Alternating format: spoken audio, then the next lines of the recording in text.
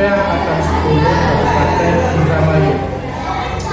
Kali ini saya akan melakukan percakapan pra-observasi bersama rekan saya, Ibu Ana Kustiana. Sebelum nanti kami akan melakukan supervisi pembelajaran dan juga nanti ada percakapan pasca observasi. Baik, langsung saja. Selamat pagi Ibu Ana, bagaimana kabarnya hari ini? Saya ingin membicarakan rencana supervisi untuk pembelajaran IPAS di kelas 4 yang akan Ibu laksanakan besok. Kira-kira apa tujuan dari pembelajaran tersebut? Tujuannya tentu untuk meningkatkan pemahaman siswa tentang konsep tumbuhan sebagai sumber kehidupan. Wah, materinya sangat menarik ya Bu ya. Bagaimana metode pembelajaran yang akan Ibu gunakan? Metode pembelajarannya saya akan menggunakan pembelajaran penugasan, tanya jawab, diskusi, dan untuk pendekatan itu menggunakan saintifik dan model korporatif dan kompetensi beda atau Baik, saya ingin Ibu memfokuskan pengamatan pada kegiatan diskusi kelompok dialog nantinya.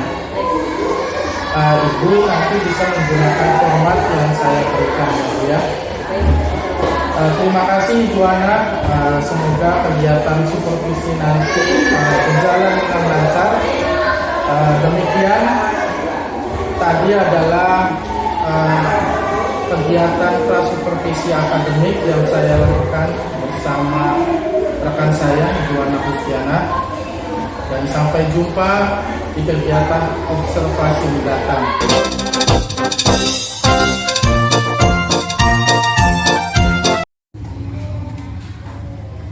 Assalamualaikum warahmatullahi wabarakatuh.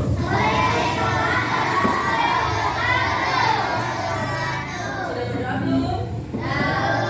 Oke, berdoa dulu ya. Alfa disiapkan dulu Pak. Sebelum belajar mesti kita berdoa. Berdoa mulai.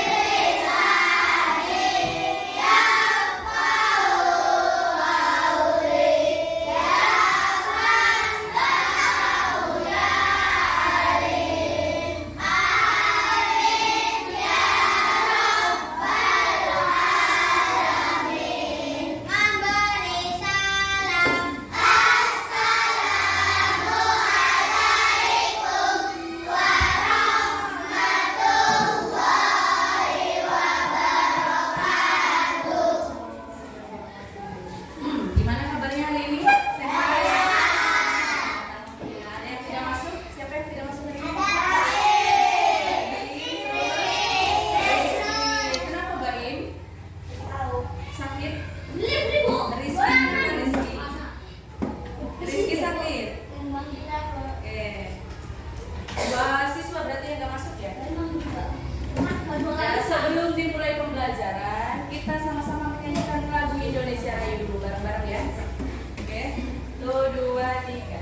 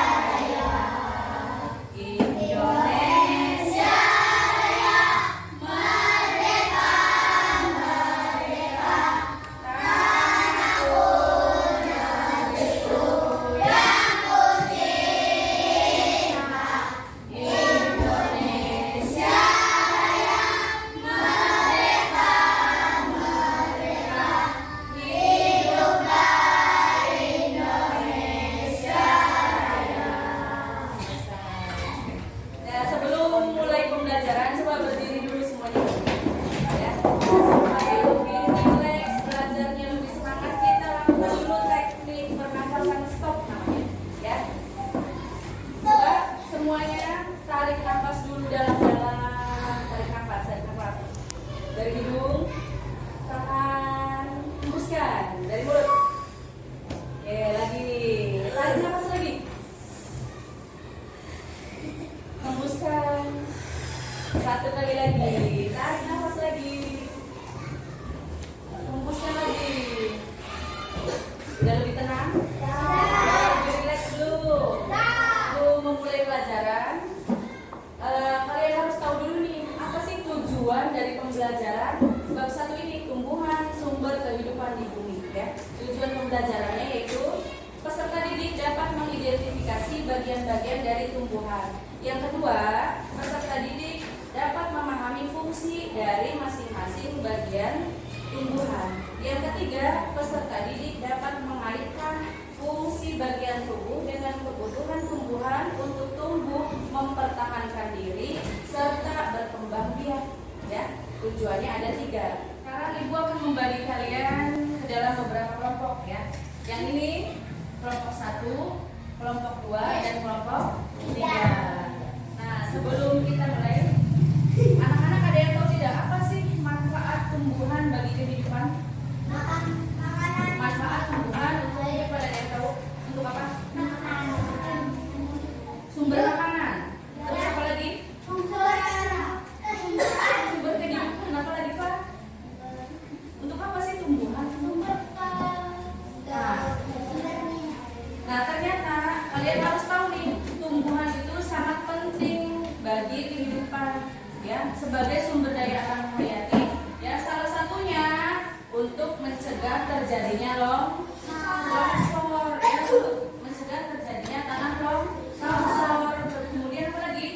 Untuk mencegah terjadinya banjir, ya. Untuk mencegah terjadinya banjir. Nah, tumbuhan juga seperti manusia, ya. Manusia itu punya apa nih? Ada ini apa namanya? Nah, kemudian punya apa lagi manusia? Punya kaki, punya telinga. Ternyata tumbuhan juga punya bagian-bagian sendiri. Ada yang tahu apa saja bagian tumbuhan?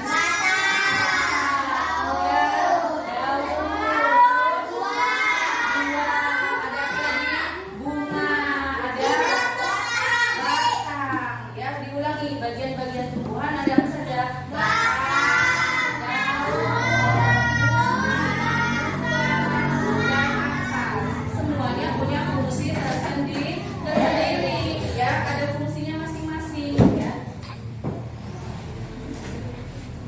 Nah, nanti kalian akan mengamati bagian-bagian tumbuhan dan Ibu akan membagikan LKPD-nya, ya, untuk kalian kerjakan sebagai tugas kelompok, ya. Oke, anak-anak, tadi kan kalian sudah belajar tentang bagian-bagian tumbuhan dan fungsinya, ya. Coba sekarang kita lihat lagi. Bagian-bagian tumbuhan ada daun yang berfungsi sebagai tempat fotosintesis dan organ pernapasan. Kemudian ada batang yang berfungsi sebagai penyokong dan pengangkut air dan zat hara dari akar ke daun, serta mengedarkan makanan dari daun ke seluruh bagian tumbuhan. Kemudian akar fungsinya apa? Sebagai penegak tubuh tumbuhan serta pengisap air dan zat hara dari dalam.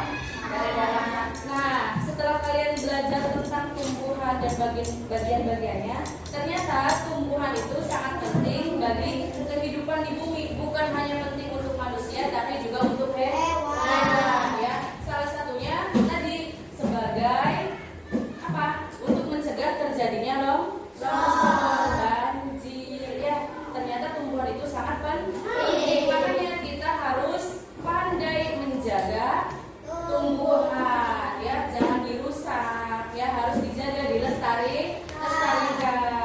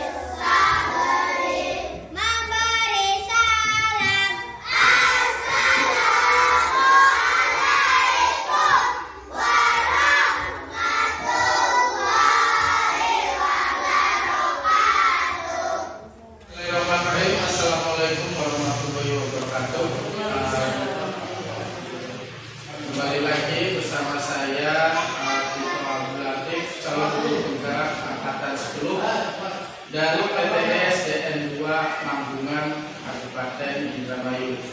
Saya masih ditemani Ibu Anak Kustiana sebagai guru yang telah diobservasi pada kegiatan supervisi akademik. Dan juga saya masih didampingi Ibu Nika Royanti sebagai pendamping praktik saya dalam pendidikan guru penggerak angkatan 10. Baik, langsung saja. Assalamualaikum Ibu Anak.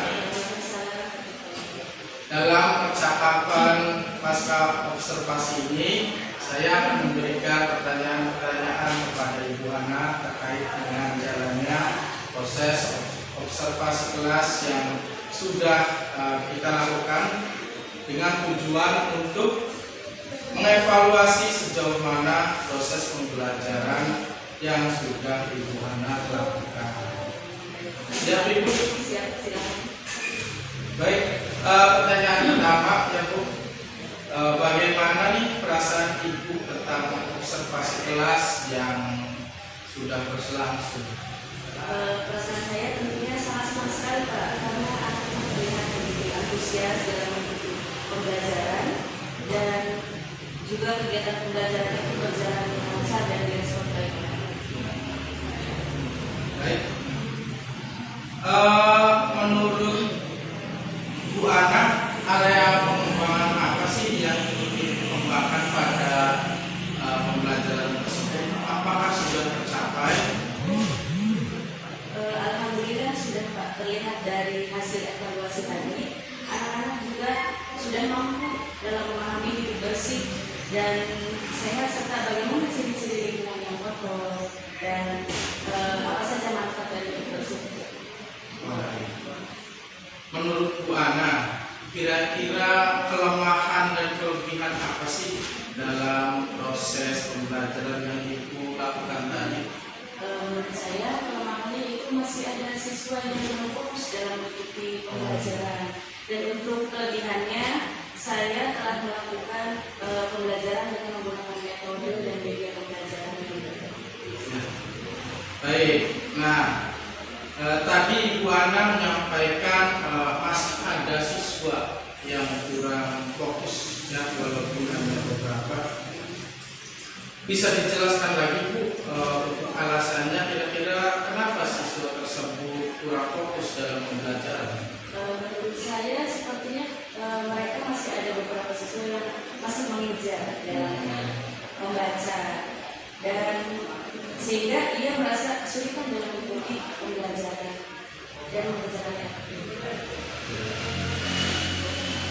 Nah, kalau begitu menurut Ibu Anak, rencana apa sih yang akan dilakukan untuk mengatasi hal tersebut, dan kira-kira kapan rencana tersebut akan segera dilakukan?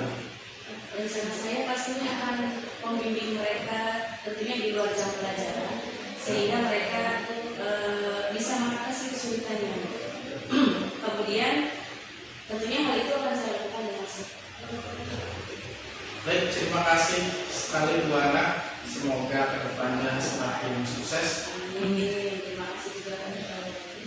Baik, selanjutnya saya beri kesempatan kepada pendamping praktik saya, Ibu Nika Royanti selaku pengajar praktik ya, untuk memberikan umpan balik terkait jalannya percakapan pasca observasi dalam kegiatan observasi di kelas bersama Ibu Anak Kustiana. Silakan Ibu. Oke, terima kasih Pak Rektor dan rekan siswa di mana. Terima kasih Pak Rektor sudah melaksanakan pasca observasi setelah melakukan supervisi kelas bersama mahasiswa. Terima kasih Bu juga bagaimana sudah membantu Pak Rektor dalam menyelesaikan tugasnya sebagai CIP. Saya melihat dari proses yang sudah berjalan sudah cukup baik ya Pak Rektor. Maksudnya kan proses coaching yang dilakukan Pak Rektor sudah melalui tahapan kita ya Pak Rektor. Tadi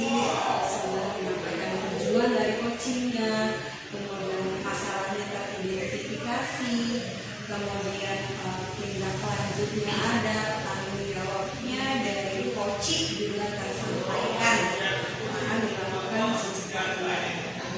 soal permasalahan yang sudah teridentifikasi, solusinya pun sudah ada, langsung sudah muncul dalam percakapan coaching tadi. Kemudian Pak Tito juga dalam memberikan pertanyaan pada proses coaching tersebut dengan tidak menyebutkan coaching, tidak kemudian pertanyaan-pertanyaan mengenali, melamun gitu, sehingga coaching sendiri merasa tergali dan solusinya berasal dari coachingnya, bukan berasal dari si coachnya atau Pak Tito. Itu sebenarnya yang diharapkan pada proses coaching.